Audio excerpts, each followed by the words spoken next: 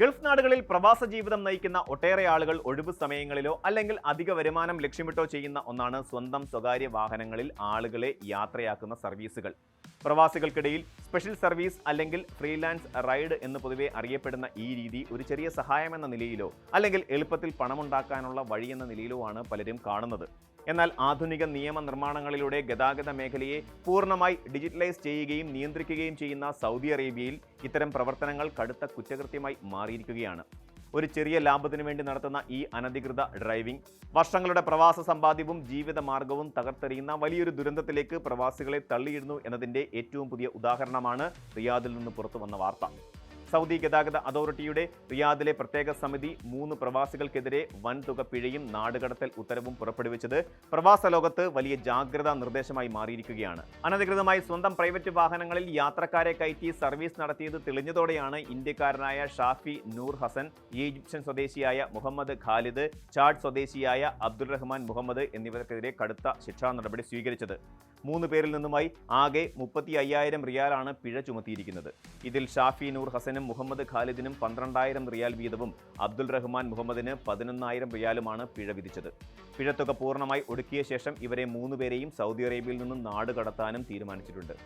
സൗദിയുടെ പുതിയ road transport നിയമപ്രകാരം ആവശ്യമായ ഔദ്യോഗിക ലൈസൻസുകളോ പെർമിറ്റുകളോ ഇല്ലാതെ പണം വാങ്ങി യാത്രക്കാരെ കൊണ്ടുപോകുന്നത് തികച്ചും നിരോധിച്ചിട്ടുള്ള കാര്യമാണ്. കേവലം പിഴയിലും നാടുകടത്തലിലും മാത്രം ഒതുങ്ങുന്നതല്ല ഇവിടുത്തെ ശിക്ഷാ നടപടികൾ.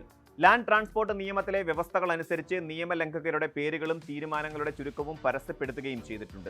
സ്വന്തം പേരിലോ സുഹൃത്തുക്കളുടെ പേരിലോ ഉള്ള പ്രൈവറ്റ് പ്ലേറ്റ് വാഹനങ്ങൾ ഉപയോഗിച്ച് പണം ഈടാക്കി യാത്രക്കാരെ കടത്തുന്നത് ഗതാഗത അതോറിറ്റി തികച്ചും നിയമവിരുദ്ധമായി കണക്കാക്കുന്നു.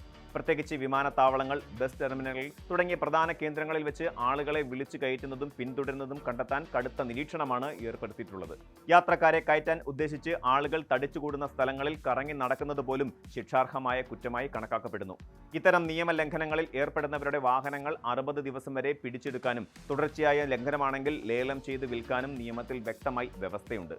യാത്രക്കാരുടെ ജീവനും സ്വത്തിനും സുരക്ഷ ഉറപ്പാക്കുക, വാഹനാപകട ഇൻഷുറൻസ് ആനുകൂല്യങ്ങൾ കൃത്യമായി ലഭ്യമാക്കുക, ലൈസൻസ് ഉള്ള ടാക്സി ഡ്രൈവർമാരുടെയും അംഗീകൃത ആപ്ലിക്കേഷനുകളുടെയും വിപണി സംരക്ഷിക്കുക എന്നിവയാണ് സൗദി ഗതാഗത മന്ത്രാലയം ഈ കർശന നടപടികളിലൂടെ ലക്ഷ്യമിടുന്നത്. നാട്ടിൽ നിന്ന് വരുന്ന ബന്ധുക്കളെയോ സഹപ്രവർത്തകരെയോ വിമാനത്താവളങ്ങളിൽ നിന്ന് കൂട്ടിക്കൊണ്ടുപോകുന്ന വേളകളിൽ പോലും സാമ്പത്തിക ഇടപാടുകൾ നടക്കുന്നുണ്ടോ എന്ന് അധികൃതർ സൂക്ഷ്മമായി നിരീക്ഷിക്കാറുണ്ട്.